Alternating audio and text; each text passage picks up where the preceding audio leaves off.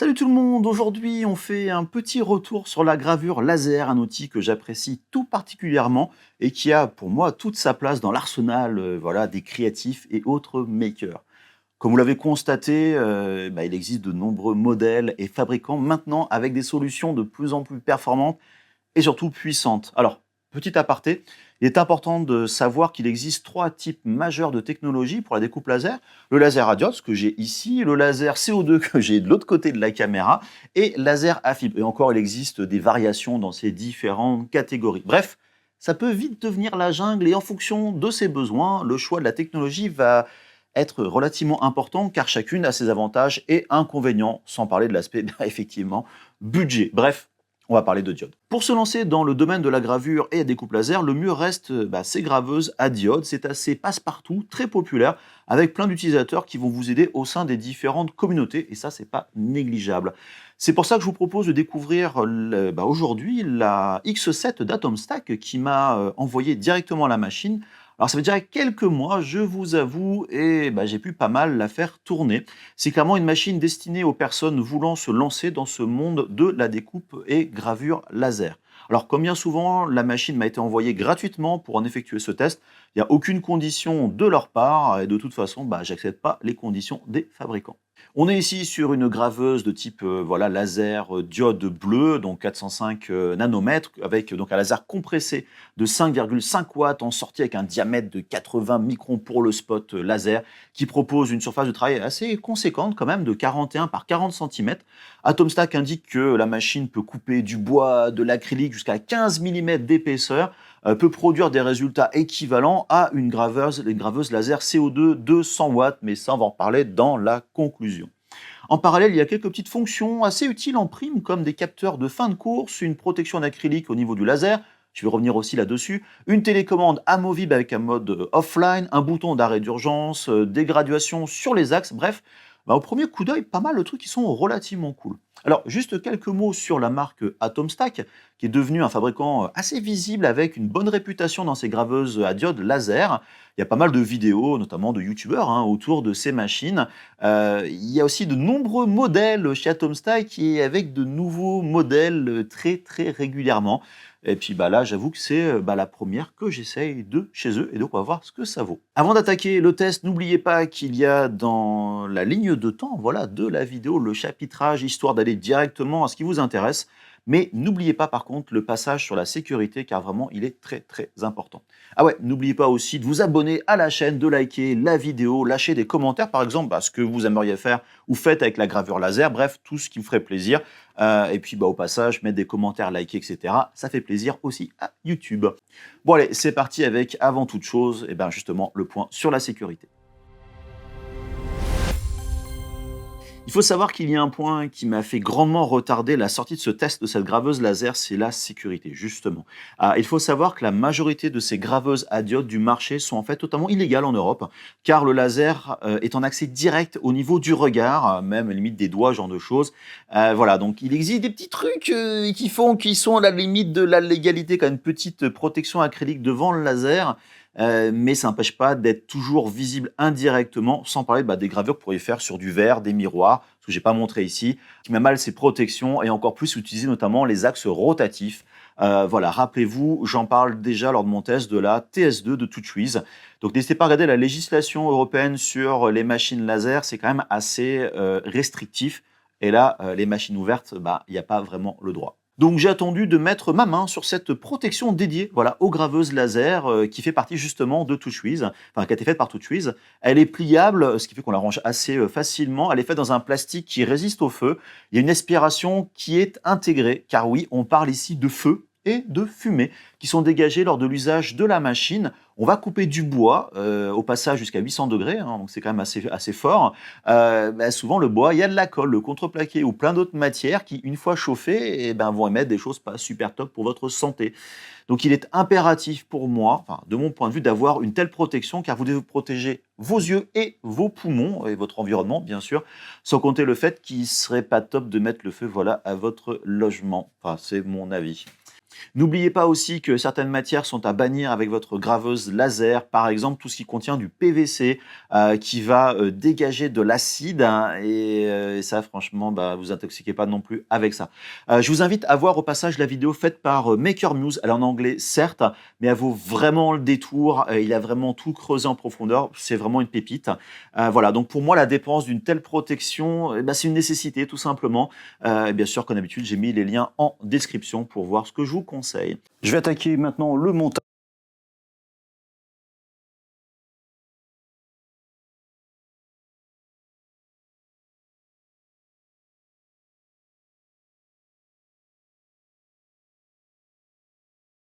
Nouvelle. Donc pas mal de choses à l'intérieur. Le manuel qui j'avoue est assez épais et chose intéressante, hein, c'est qu'il est disponible en français. Voilà, donc je sais pas ce que vaut la traduction. On va voir ça au fur et à mesure, mais j'avoue que c'est quand même plutôt cool et assez rare pour le noter. Bon, j'ai tout déballé, je vais juste faire un petit constat assez rapide. Alors déjà, j'avoue que je suis assez impressionné par le poids, tout simplement, des profilés alu qui font hyper qualitatif. Voilà, donc ça, c'est déjà un super bon point. Après, ça m'a pas l'air très très compliqué, je dirais, dans l'ensemble. Il y a que quelques éléments. Tout est bien numéroté, en fait, pour chaque étape, qui est expliqué dans le manuel. Alors, le manuel, je vous conseille vivement de regarder plutôt le PDF qui se trouve dans la clé USB. C'est exactement la même chose. Il n'y a pas de vidéo de montage, ce qui est un petit peu dommage. Mais j'avoue que c'est un petit peu petit pour voir ce qui se passe. Donc, quand on connaît, on habite à monter une imprimante 3D, ce genre de choses, ça peut aller, mais c'est pas très évident. Donc, n'hésitez pas à zoomer sur le PDF. Ce sera quand même beaucoup plus efficace. Sinon, ce que je peux dire vraiment dans l'immédiat, voilà, déjà les parties préassemblées font plutôt, je dirais, bien assemblées. J'ai pas de jeu au niveau des mouvements ici. Il faudra sûrement régler les vis excentriques, en fait. Hein, voilà, le truc assez classique quand on connaît déjà donc les imprimantes 3D. Ça a l'air quand même plutôt bien fait et le montage voilà, se fait soi-disant en 3 étapes. C'est un peu plus long que ça. Il y a une petite difficulté qui concerne l'installation des sangles là, qui n'est pas très compliquée quand on connaît, mais quand on ne connaît pas, voilà, ça peut poser problème. Mais voilà, donc franchement, je vois pas de grosses difficultés, donc je m'arrêterai que si voilà, il y a des problèmes à suivre le manuel. Alors, je fais une petite pause là pendant le montage, juste pour faire une petite remarque quand même assez positive. Du fait que les montants sont plutôt larges en haut et en bas, ça permet d'avoir quelque chose a priori qui doit être sûrement bien à l'écart pour les déplacements. Donc ça, je dirais que c'est plutôt cool. Alors, qu'on soit vraiment bien à l'écart pour une graveuse laser comme ça, c'est pas forcément critique, mais c'est toujours entre guillemets un plus. Donc voilà, donc ça c'est, je dirais, plutôt, on va dire, assez positif. J'ai fait une petite boulette, je dois revenir en arrière. Au début, j'ai mis le profilé comme ça, parce que ça faisait assez joli. De l'autre côté, il y a les étiquettes, sécurité laser, etc., le numéro de série, je voulais cacher un petit peu ça. Hop, j'ai retourné. Sauf que, manque de bol, hein, à l'étape suivante, on doit mettre le bloc de contrôle qui fait, on va dire, office de pied, et ben de ce côté-là. Sauf que il faut le visser sur le profilé, et le trou, malheureusement, pour visser, se fait de ce côté-là. Il n'y a rien de l'autre côté. Donc, je vais devoir le retourner, revisser, puis essayer d'enlever ce autocollant un peu plus tard, parce que franchement, je peux comprendre l'utilité, mais je trouve ça quand même relativement moche. Alors, une toute petite subtilité au niveau du montage, au niveau aussi du bloc de contrôle. Pour le visser, vous avez un total pour l'étape numéro 2 de 8 vis, en fait 7 d'une taille identique et une un peu plus petite. La plus petite se met directement ici dans le coin, les 7 autres se mettent pour les 3 autres pieds et l'accroche, voilà ici, au niveau du profilé, donc aluminium. Voilà, simplement parce que la petite, si elle est trop grande, elle va cogner sur les vis de serrage ici, forcément, ça ne marchera pas. C'est pas très clair dans le plan, bon, vous allez vous en rendre compte tout seul, mais autant vous éviter des galères. Maintenant, l'étape 3, c'est que ce sera peut-être un peu galère pour certaines personnes. Vous avez à insérer des courroies ici qui vont servir à entraîner l'axe ici sur la profondeur, sur l'axe Y. Et c'est pas très compliqué, en fait. Il faut passer les courroies en fait sous les roues ici, qui remontent sur l'axe. En fait, à cet endroit-là, il y a une espèce de roue crantée qui repart de l'autre côté. Donc voilà, c'est pas très compliqué, mais il faut faire attention. Et à la fin, il faudra serrer avec ces petits écrous marteaux, tout simplement, dans le profilé directement. Voilà, la sangle pour être sûr que ça ne bouge pas. Un petit conseil, quand vous tendez vos courroies ici, donc vous serrez avec l'écrou marteau, donc tirez bien de façon à avoir une bonne tension de la courroie, que ça fasse entraîner l'élastique. N'allez pas non plus trop fort, et donc quand vous serrez effectivement, donc là, normalement, il n'y aura pas de problème. Un petit conseil, voilà, c'est qu'à la fin, ces petits bouts de courroie, on a tendance à les enlever. Mon petit conseil, c'est couper à peu près pas trop loin, quitte à replier comme ça à l'intérieur et mettez le cache par-dessus. Vous voyez, ces petits caches comme ça ici. Pourquoi? Parce que vous serez peut-être amené plus tard dans le temps à retendre les courroies. Et si vous avez qu'un tout petit bout qui dépasse ici, c'est un petit peu galère. C'est bien d'avoir un petit peu de prise dessus comme ça pour tirer. Donc voilà, donc ne coupez pas trop court, repliez-les, un petit cache, même si ça dépasse, c'est pas forcément très joli, mais c'est pas grave. La partie mécanique au niveau du montage maintenant est terminée, mis à part la tête laser comme ça rajoutée. sculpté. Vérifiez bien que vous n'avez pas de problème de déplacement horizontal et vertical, que c'est bien souple, mais pas trop souple, c'est-à-dire vérifiez qu'il y ait pas, ça ne se bouge pas. Vous avez des excentriques qui se trouvent en dessous, en fait, les roues ici, avec simplement un axe. Donc n'hésitez pas à googler là-dessus. Voilà, vous avez une petite clé comme ça qui va avec.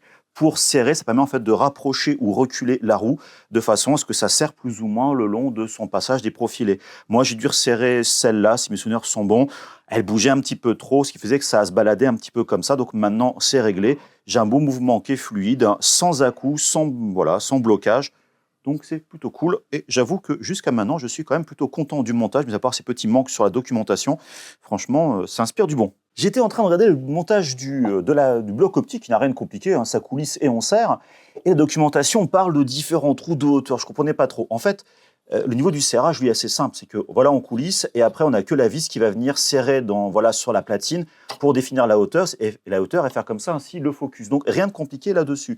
Et je ne comprenais pas. En fait, la raison est simple. C'est que la platine qui se trouve ici, elle tient par 2 vis à l'arrière et on peut la monter, la descendre. C'est-à-dire que si on est obligé, par exemple, de monter le support pour utiliser, par exemple, un outil rotatif ou quoi que ce soit, on va pouvoir comme ça assez facilement monter et descendre la plaque pour être sûr qu'on ait le bon débattement en fonction de la hauteur des objets qu'on va pouvoir graver plus près, plus bas, etc. J'avoue, franchement, c'est pas mal comme idée.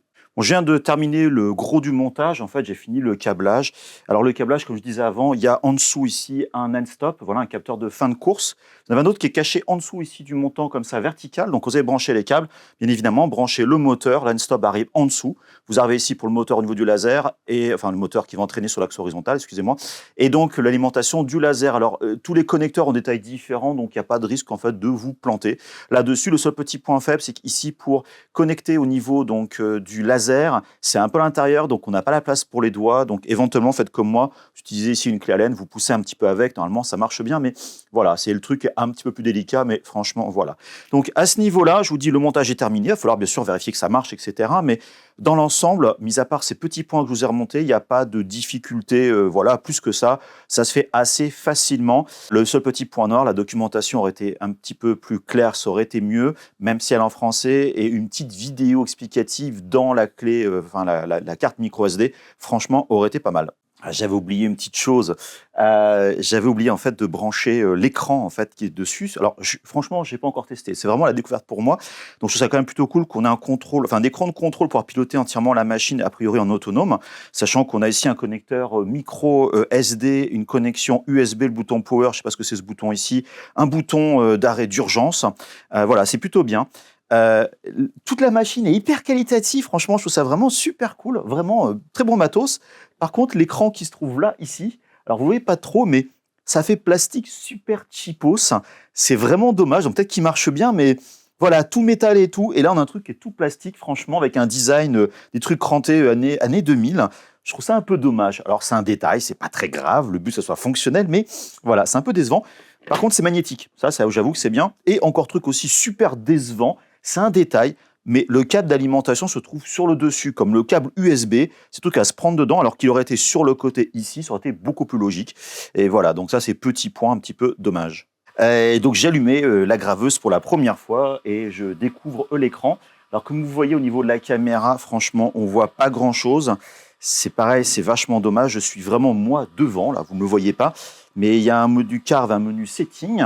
Je dis cool, bon, carve, je vais pas forcément graver dans les médias. Je vais dans setting et là, mis à part donc activer ou pas les bips sur l'écran tactile, il n'y a aucun contrôle. Il y a un about voilà, qui dit le numéro de la version et tout. J'espérais comme j'allais pouvoir au moins faire un home ou me déplacer. Donc si c'est pour juste charger le fichier de la carte SD, c'est sûr que son autonomie, c'est quand même bien. Mais voilà, il n'y a pas forcément de contrôle, ce qui est un petit peu dommage. Ça veut dire que je vais devoir la piloter à 100% avec l'ordinateur qui se trouve juste à côté, donc c'est quand même plutôt cool. La brancher en USB là-dessus. C'est-à-dire que pour moi, cet écran-là, c'était une bonne idée, mais dès maintenant, alors à chaud, j'avoue, je trouve ça un petit peu inutile. Pour la partie logicielle, je ne vais pas m'éterniser sur ce point, car si vous suivez ma chaîne, vous commencez à savoir que je préconise l'usage de Lightburn pour tout ce qui est la partie préparation de vos gravures laser, que ce soit diode ou CO2. C'est un super bon outil qui est accessible avec plein de tutos disponibles sur Internet. Voilà, bon, faut l'acheter certes, ça coûte un petit peu moins de 60 €. mais franchement, ça vous rendra la vie tellement plus facile avec votre découpeuse et graveuse laser. Alors, il existe quand même des alternatives gratuites comme laser GRBL qui est fourni d'ailleurs, je crois, avec la machine. Mais bon, on est quand même sur 2 mondes totalement différents. Alors, ce qui est top justement avec cette X7, c'est qu'il reconnaît directement Lightburn. Lorsqu'on connecte en USB et en quelques clics, votre machine est configurée. Au lancement de la machine, il y aura l'auto-home qui va être fait, donc directement la position 0 et grâce au capteur de fin de course. Bref, ça c'est quand même un gros confort. Alors, mon premier usage a été bien évidemment la gravure sur du bois, ce qui reste le plus classique avec une telle machine. Alors, bien sûr, c'est conseillé de faire une grille de calibration avec des petits carrés. Et il y aura des vitesses de gravure et des puissances qui vont être différentes. Ça permet de prendre quelques minutes, enfin, pardon, ça prend quelques minutes, et vous pourrez savoir, voilà, ici, avec du boulot, qu'est-ce qui reste le meilleur résultat. Moi, je suis à peu près à 75 millimètres par seconde pour 80% de puissance du laser pour faire des gravures, je dirais, a priori, comme il faut. J'ai donc commencé à faire un test en conditions réelles avec une image générée par Midjourney, qui est une IA, voilà. Je lui ai demandé, imagine-moi un logo de burger stylisé en noir et blanc, un petit passage dans Illustrator, quelques petites retouches, une petite vectorisation, et hop, voilà, c'était prêt, tout simplement. Alors, j'ai eu des petits décalages de gravure au début, un truc un petit peu étrange. J'ai quand même recommencé en changeant le mode de type de déplacement du laser. Et là, c'était beaucoup mieux. C'était même d'ailleurs, le résultat était très très propre. Au passage, c'est l'avantage de ces lasers finalement peu puissants, c'est que, en fait, ils sont un peu plus fins, ils sont beaucoup plus précis. C'est aussi l'avantage de cette technologie de laser compressé. Voilà, c'est la précision. Et vous voyez ici le premier essai et le second. En fait, je soupçonne que des câbles sur le côté ont dû frotter, accrocher quelque part. C'est pas impossible, voilà, qu'un câble ait bloqué finalement le déplacement vertical, enfin dans la profondeur. Je ne l'ai pas vu, même si j'étais à côté, donc voilà, je soupçonne que c'est ça. Je ne l'ai pas eu une deuxième fois. J'ai enchaîné ensuite avec la découpe du bois en contreplaqué. C'est probablement l'autre usage le plus fréquent que vous allez avoir. En gros, cette découpe de petits bois. Alors, je précise bien ici petit bois, car cette puissance de laser ne permet pas de faire des grosses productions hyper intenses et tout. On pourra un peu couper du pain épais de 10 mm, mais ça va être long et j'en reparle voilà, plus tard. Mais voilà, rien que du contreplaqué en bouleau de 3-4 mm, franchement, c'est le plus classique. Et voilà, c'est pas mal, mais ça prend déjà un petit peu de temps. Ici, j'ai fait une découpe partielle pour marquer des contours, pour ensuite faire une découpe en 2 passes. Alors, ce petit clip accéléré a duré en réalité 3 minutes 30 à l'enregistrement et représente que la moitié du temps pour ce petit stitch. Mais la découpe s'est fait plutôt bien au final, c'est quand même assez propre. Il ne reste plus qu'à passer un petit coup de ponceuse pour enlever les différentes marques. Et vous pourrez peindre tout ça avec des feutres acryliques. N'hésitez pas à voir ma vidéo avec un petit tuto dédié. C'est vraiment super cool comme type de petite production comme ça. Et vraiment, vos enfants vont adorer et pas que les enfants. Je suis passé ensuite à la gravure de l'ardoise. C'est une matière que j'affectionne, j'adore même, je dirais. Voilà, avec la gravure laser, ça rend ultra bien. Ça dure dans le temps en plus, ce genre de gravure. Ça permet d'utiliser votre machine pour des projets créatifs encore plus divers et variés. Voilà, et ici, avec cet Atom Stack X7, voilà, je bouffe le mot à chaque fois, ça marche impeccablement. J'ai fait une illustration de chocolat avec aussi de l'IA. Hein, j'ai pas révolutionné les choses ici. Pour faire un support pour ma tasse de chocolat au bureau. Le process est assez rapide car il n'y a pas besoin de trop de puissance. Et le résultat est franchement top. Alors, pour information, je me fournis beaucoup dans les magasins Action. Je sais, près de chez vous, franchement, genre de magasin, c'est très très bien. Il y a plein de trucs cool que vous pouvez acheter là-bas pour tester des trucs de gravure laser. Et ça coûte pas cher, des planches à découper, des rouleaux, etc. à pâtisser. Donc de l'ardoise, franchement, n'hésitez pas, c'est super cool. Voici un usage, encore un autre usage assez concret et plutôt cool du laser. Marquer par exemple quelque chose au laser et proposer du personnalisé. J'ai pour ça pris l'exemple de brochettes en bambou, acheté Action aussi, et j'ai marqué, on va dire, un nom dessus. Je n'ai qu'à faire un gabarit, c'est un truc simple, que j'ai découpé dans du contreplaqué au laser, que j'ai accroché sur la plaque de métal qui est fournie pour mettre sous la graveuse laser, histoire de ne pas graver votre bureau par exemple en dessous. Puis j'ai placé mes brochettes dans ce gabarit.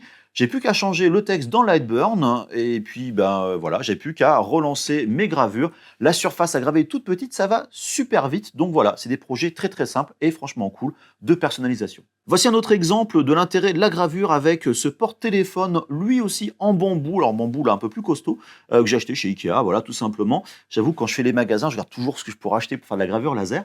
J'ai utilisé un logo au format SVG, voilà, de téléphone, j'ai ajouté mon logo Polyworkshop dedans, puis j'ai lancé la gravure, donc ici, pas grand chose, mais il y a quand même 2 points importants. Donc comme je disais à l'instant, le bambou c'est un bois qui est super intéressant, mais qui est super dur, donc il faut le graver avec beaucoup de puissance et être beaucoup plus lent, ce qui fait que c'est assez long.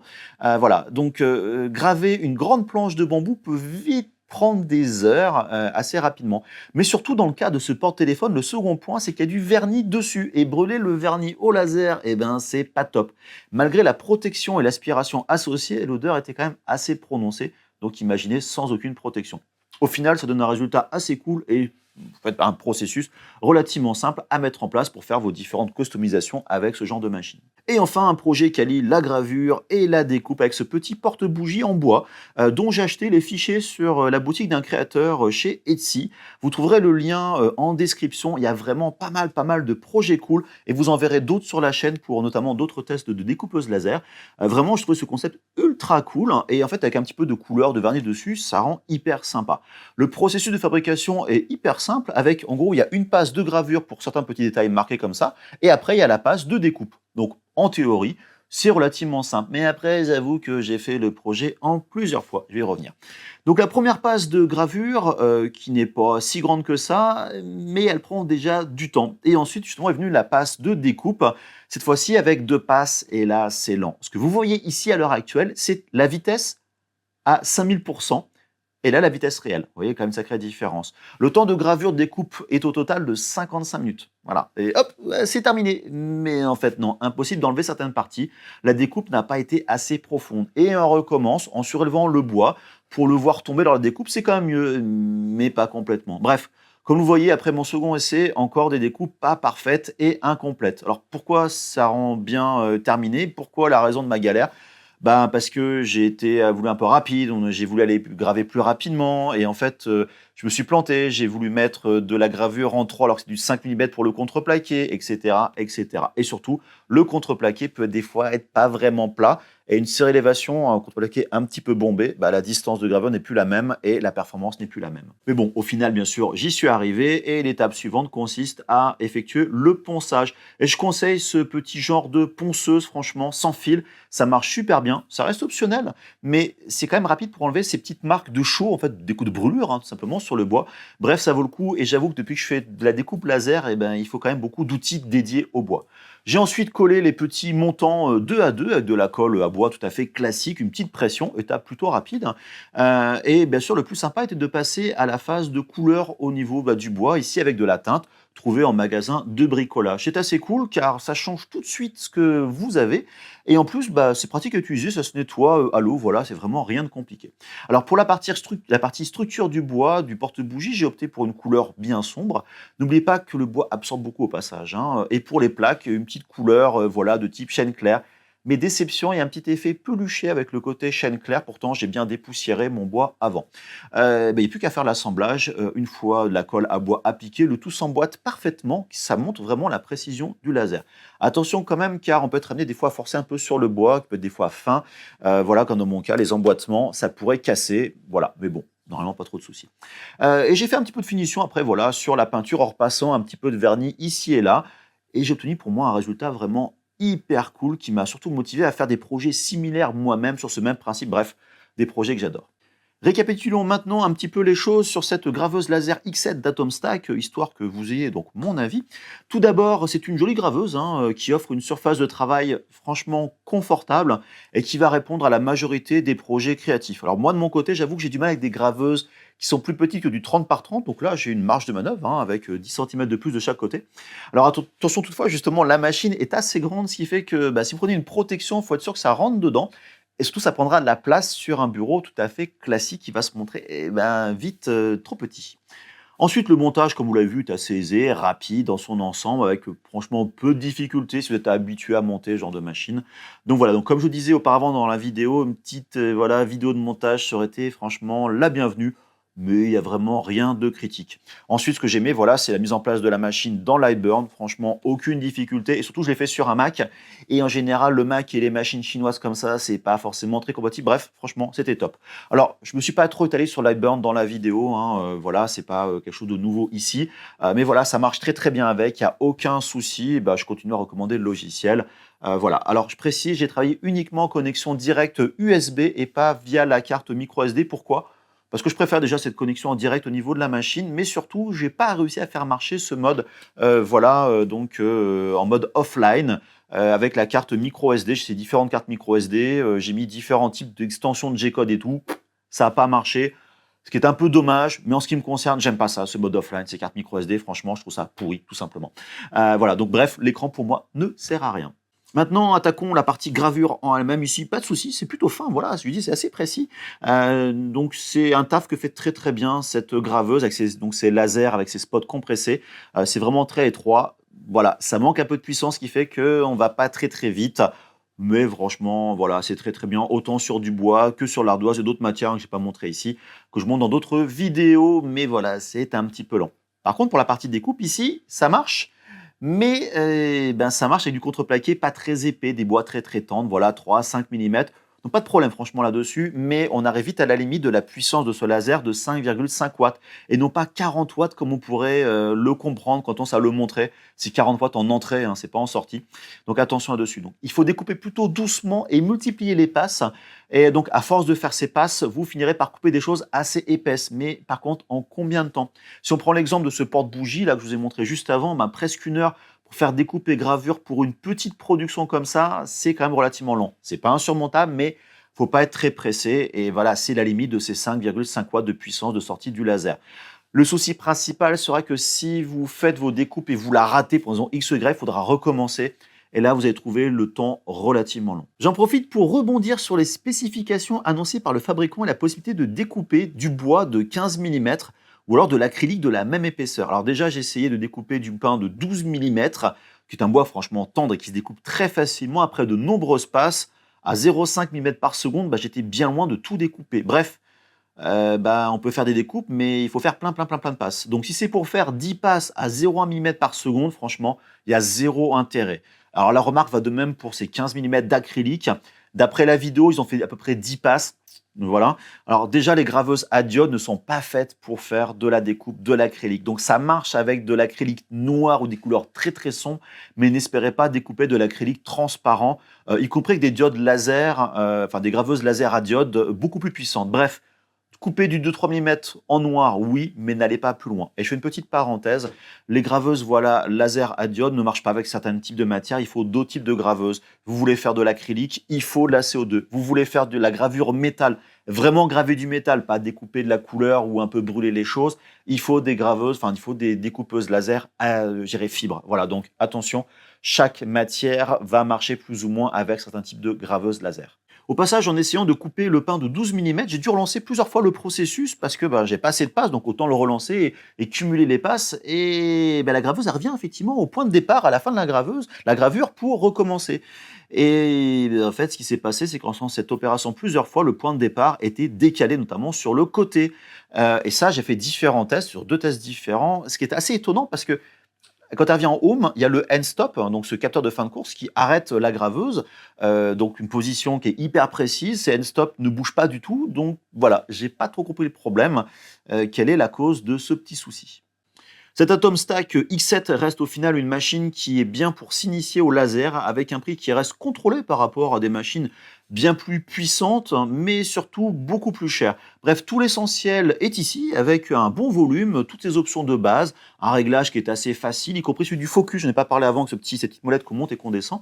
Voilà, intégration dans Lightburn qui marche super bien, mais effectivement, on peut être limité avec ce laser de 5,5 watts, ce qui ne conviendra peut-être pas aux hobbyistes entre guillemets sérieux, qui devrait plutôt s'orienter vers la X20 Pro et son quad laser et air assist, voilà, qui sera un petit peu mieux. Bref, avec ce type de machine, voilà, tout sera bien, mais plus rapide et plus efficace, autant en découpe que en gravure. Bref, ne négligez pas la puissance. Mais n'oubliez pas toujours de garder en tête l'aspect sécurité. Pensez absolument à l'extraction d'air, gardez toujours la machine à l'œil lorsqu'elle est en fonctionnement, mais surtout mettez des lunettes de protection voilà, sur votre nez, pas celle fournie d'origine, plutôt ce que j'ai mis en description de la vidéo. Voilà, donc c'est une machine super cool, on peut faire plein de trucs géniaux avec, mais n'oubliez pas le côté dangerosité des choses. Donc bref, soyez attentifs. J'espère qu'en tout cas ce type de machine vous intéresse car j'ai d'autres graveuses à vous faire découvrir sur la chaîne. Indiquez-moi en commentaire, comme d'habitude, ce qui vous intéresse. Donc voilà, dans ce monde de la création et encore plus dans la découpe laser, partagez vos projets créatifs sur le Discord de la chaîne. Suivez-moi sur les réseaux sociaux, TikTok, Insta, Twitter, LinkedIn, etc. Lancez-vous dans des projets, éclatez-vous. Bref, n'oubliez pas, le plus important, c'est d'être créatif. Allez, bye bye!